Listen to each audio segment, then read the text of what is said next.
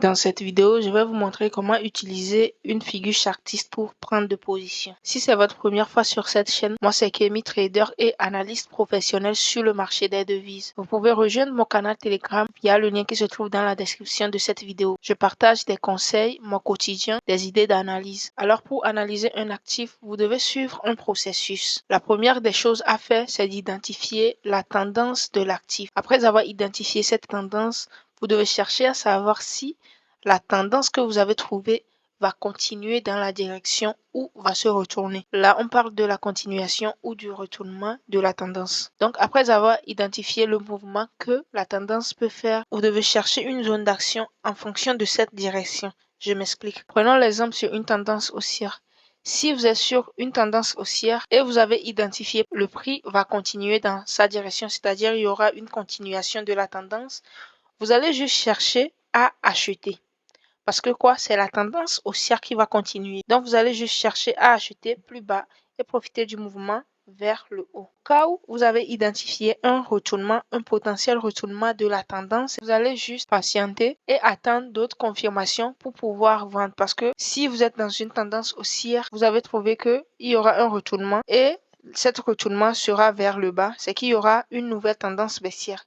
Alors là, maintenant, vous allez juste chercher à vendre. Sur ce, vous devez toujours chercher la zone d'action en fonction de la tendance. Maintenant, revenons sur le graphique de NZDCHF. Dans cette semaine, j'ai envoyé cette analyse dans mon canal Telegram. J'ai montré comment j'ai identifié la tendance et quelle figure chartiste qui m'a permis de faire l'entrée. Donc là, je vais vous montrer de A à Z comment j'ai procédé à l'analyse technique. Nous sommes sur l'unité du temps de 4 heures. Premièrement, pour identifier la tendance du marché, vous devez bien ajuster le graphique car c'est très important. Là, je vais chercher la tendance. Je ne peux pas me permettre de dézoomer complètement le graphique. Non. Vous devez juste vous baser sur les mouvements précédents pour travailler. Donc là, je vais bien ajuster le graphique et identifier la tendance.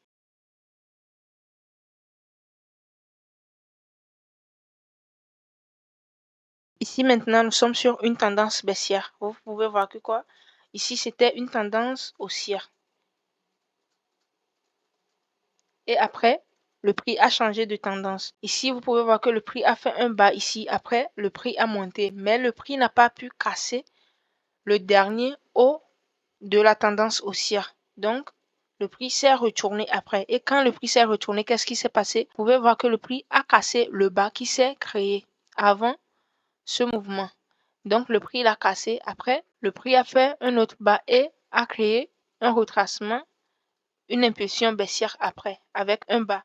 Donc là, maintenant, c'est une tendance baissière parce que le prix crée un bas, chute pour dépasser le précédent bas. Donc à ce niveau maintenant, je connais la tendance. C'est une tendance baissière.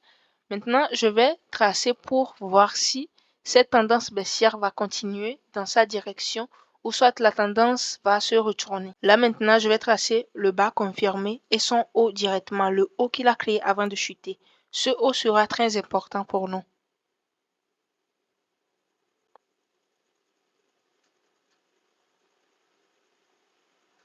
Ok, ce haut maintenant représente le niveau de retournement de cette tendance baissière, c'est-à-dire si le prix casse le haut là, il y aura une forte probabilité que la tendance se retourne et commence avec une tendance haussière. Mais du moment où le prix n'a pas cassé ce haut, ce niveau de retournement, alors il y a toujours une probabilité que le prix chute. Si vous voulez suivre une formation sur l'analyse technique, comment bien réussir et comprendre l'analyse technique, vous pouvez me contacter en privé. Alors là, comme je sais qu'il y a une forte probabilité que le prix va chuter, je vais chercher une zone d'action, une zone de vente que vous pouvez encore appeler une zone de résistance.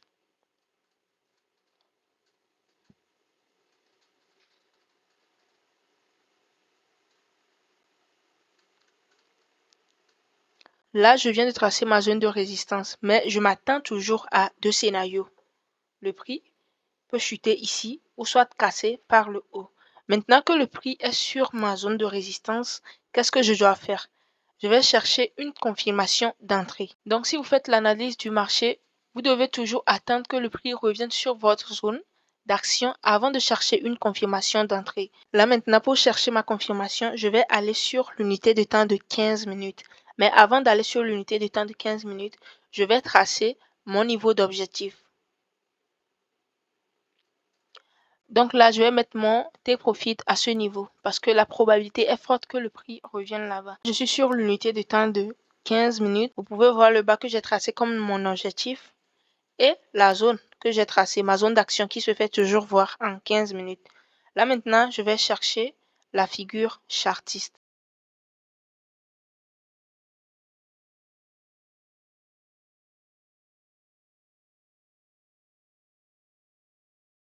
Je viens de tracer ma résistance oblique et mon support oblique. Et là maintenant, j'ai identifié un biseau ascendant qui annonce un mouvement baissier. Donc à ce niveau, qu'est-ce qu'on doit faire? On doit premièrement attendre que le prix casse le support oblique parce qu'on veut vendre. Donc il faut que le prix commence le mouvement vers le bas. Le prix a cassé le support oblique avec cette bougie. Donc ça devient intéressant. Avec cette cassure déjà, moi je peux faire mon entrée. Mais après avoir trouvé une entrée, je dois directement chercher le niveau d'invalidation de l'analyse. Je peux faire mon entrée à ce niveau et d'ailleurs c'est à ce niveau que j'ai fait l'entrée, je l'ai balancé dans mon canal. Maintenant je vais chercher le niveau d'invalidation. Le niveau d'invalidation sur cette figure chartiste est le dernier haut qui est à ce niveau. Maintenant pour protéger la position, vous devez laisser un peu plus d'espace quand vous trouvez le niveau d'invalidation parce que le prix peut laisser des mèches après. Donc là maintenant je vais chercher le niveau de T-profit. Je préfère mettre le T-profit en haut de cette zone parce que quoi? Il y a une forte probabilité que le prix réagit sur cette zone ou soit qu'à cette zone. Parce que quoi? Quand on trace une zone sur le marché, il y a deux probabilités. Soit le prix se retourne sur la zone ou soit le prix casse la zone. Mais là, vous pouvez voir mon stop loss à 10 pips et mon T-profit à 20 pips, c'est-à-dire je vais risquer 1 pour gagner 2% à ce niveau. Donc c'est comme ça que j'ai procédé à l'analyse technique et après le prix a quand même touché le T-profit. Mais je vais vous montrer directement aussi comment faire une gestion de position.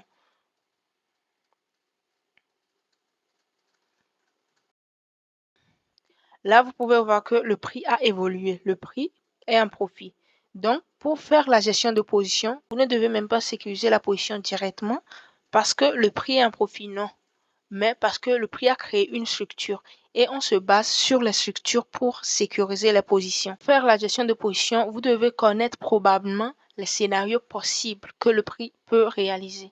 Donc ici, le premier scénario que le prix peut réaliser, le prix peut venir plus haut avant de chuter. Mais du moment où le prix n'a pas cassé le haut que j'ai tracé à ce niveau, il y aura toujours une possibilité que le prix chute. Donc là maintenant, on va voir ce qui va se passer. Vous pouvez voir que le prix a créé une nouvelle structure. Donc là, vous devez juste continuer avec la nouvelle structure que le prix a tracée. Là, j'identifie son bas et son haut directement. À ce niveau déjà, vous pouvez sécuriser votre position, c'est-à-dire déplacer le stop loss au niveau du prix d'entrée. Le scénario qui peut se réaliser, le prix peut faire une consolidation ou soit remonter et casser par le haut. Mais même si ça se réalise, vous avez déjà sécurisé votre position et vous n'allez pas sortir en perte.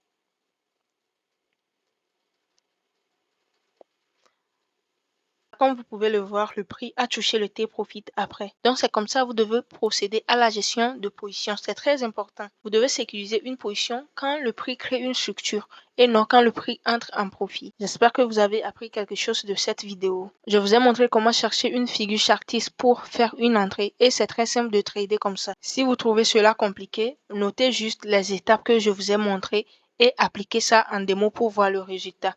Et pour ceux qui veulent un accompagnement ou soit suivre la formation et apprendre cette stratégie, contactez-moi en privé. Merci d'avoir suivi cette vidéo jusqu'à la fin.